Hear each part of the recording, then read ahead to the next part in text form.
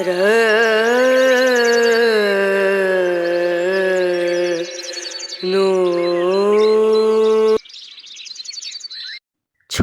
থেকেই ভোরের বেলা ওঠা অভ্যাস, আর যেহেতু মর্নিং স্কুল ছিল তাই ভোরবেলা উঠতেই হতো।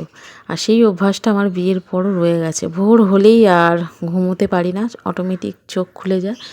তো এখন বাজে ভোর 5টা, সবাই ঘুমোচ্ছে, আমি এসেছি ছাদে। তো এত সুন্দর লাগছে কি বলবো তোমাদের, একদম শান্ত পরিবেশ, নিরিবিলি। তো দেখো আকাশটা কত সুন্দর লাগছে, শুধু পাখিদের কিচিরমিচির শব্দ ছাড়া আর বাড়তি কোনো আওয়াজ নেই। তো এইরকম পরিবেশ আমার দারুণ লাগে। তোমাদের কেমন লাগে অবশ্যই কমেন্টে লিখো। আর মাঝে মাঝে কোকিলের ডাক, ভাবছি কোকিলের ডাকটা আমি ভিডিওতে সাউন্ডটা রেকর্ড করব, কিন্তু কিছুতেই হচ্ছে না। যখনই অন করছি তখনই সে চুপ হয়ে যাচ্ছে। তো যাই হোক, খানিকক্ষণ আমি ছাদে থাকবো। আর বুবাইয়ের তো স্কুল নেই, ওর পরীক্ষা শেষ, ও এখন আজকে ঘুমোচ্ছে। ছাদ থেকে নেমে এসেছি অনেক আগে, এখন বাজে প্রায় সকাল 7:30। আর অনেকক্ষণ আগেই বাজার করে চলে গেছে তোমাদের দাদা। এখানে দেখো আম আছে, একটা কাঁচা আম, আপেল আছে, কলা আছে, আর একটা ফুটি আছে। তো আমটা খাওয়ার জন্য ঈশান বায়না করছে, ওকে কেটে দিলাম আমটা। তো দেখো কাঁচা আম, আর আমিও এক পিস খেয়েছিলাম। আমি তো ভীষণ ভালো লাগে, লোভ সামলাতে পারি না টক জিনিসে।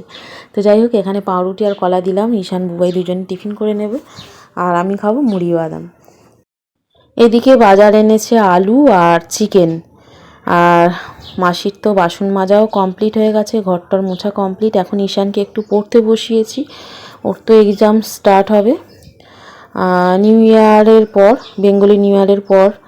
তো যাই হোক, ওকে একটু পড়িয়ে নিয়ে তারপর একটু শর্ট ভিডিও করব ভাবছি। Hi everyone, good morning, welcome back to my channel Indrani's ব্লগে। তোমাদের সকলকে স্বাগত জানিয়ে আজকের ভিডিওটি স্টার্ট করছি।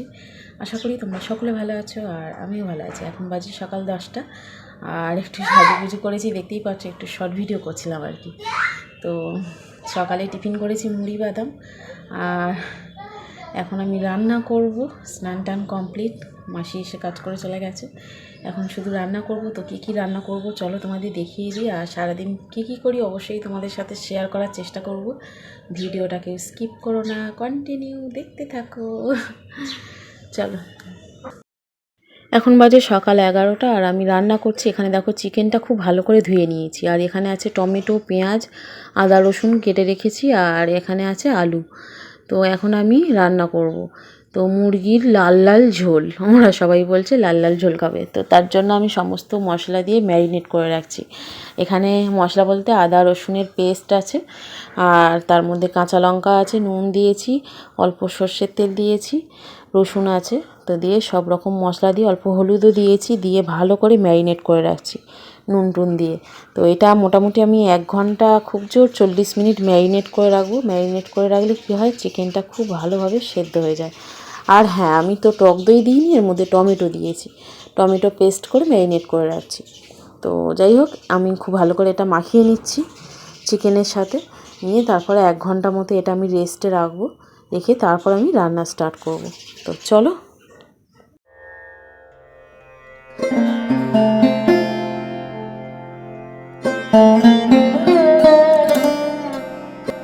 এখানে দেখো তেলটা আমি খুব ভালো করে গরম করে নিয়েছি। আর যেহেতু বেশ অনেকটাই চিকেন আছে, তাই একটু তেল বেশি করেই দিলাম।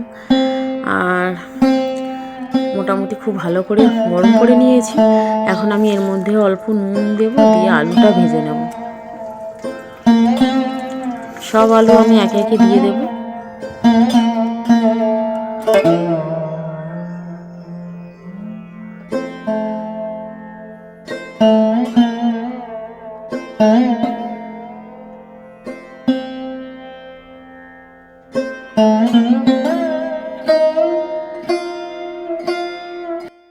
সমস্ত আলু আমি কড়াইতে দিয়ে দিলাম, আর এখন আমি বেশ খানিকক্ষণ আলুগুলো লাল লাল করে ভেজে নেব, কারণ লাল লাল করে ভাজলে তরকারির একটা অন্যরকম টেস্ট আসে।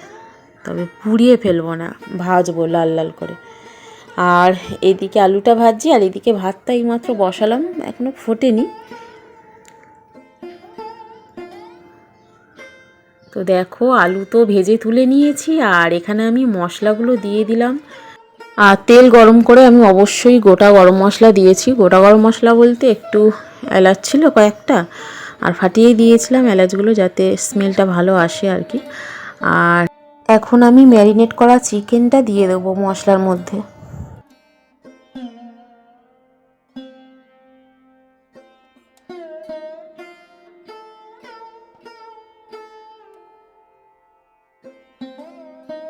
সমস্ত চিকেনের পিসগুলো আমি দিয়ে দিলাম মশলার মধ্যে। এখন খুব ভালো করে কষে মেজে রান্নাটা করে নেব।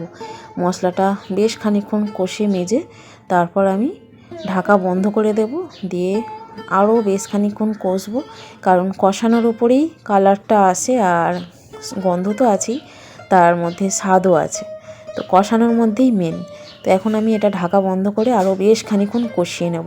তারপর আমি গরম জল বসাবো, তো তারপরে জল দেব। তো চলো দেখতে থাকো। কিছুক্ষণ কষানোর পর এখন আমি আলুগুলো দিয়ে দেবো, ভেজে রাখা আলুর পিসগুলো অ্যাড করলাম, করে আরও খানিকক্ষণ নাড়াচাড়া করে নেব, কারণ আলুগুলো দিলে কি হয় জলটা টেনে নেয় আর কষানোটাও ভালো হবে।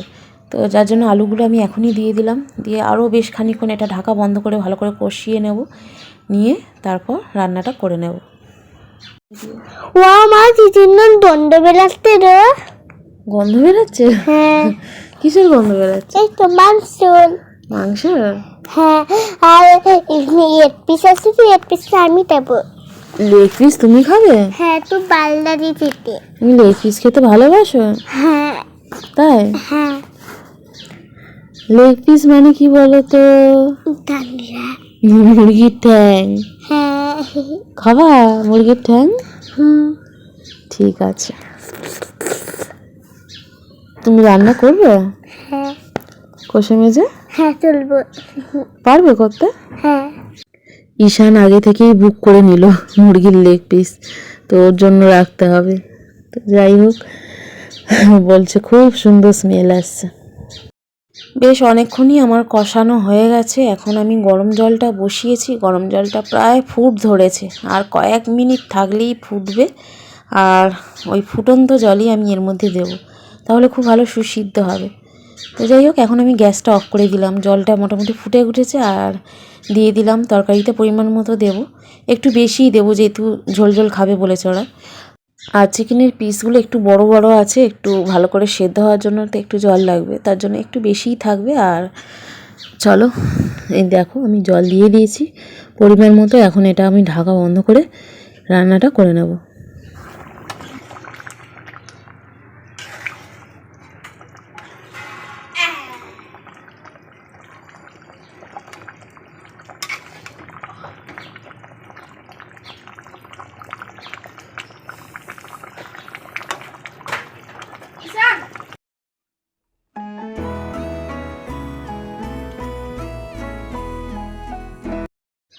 নামাবার আগে একটু ঘি বা একটু গরম মশলার গুঁড়ো দিলে ভালো লাগে, কিন্তু এখন আমি এগুলো দেবো না, যেহেতু গোটা গরম মশলা দিয়েছি আর ঘিটা দিচ্ছি না, যেহেতু একটু তেলটা বেশিই দিয়েছিলাম, তো ঘিটা আমি স্কিপ করলাম।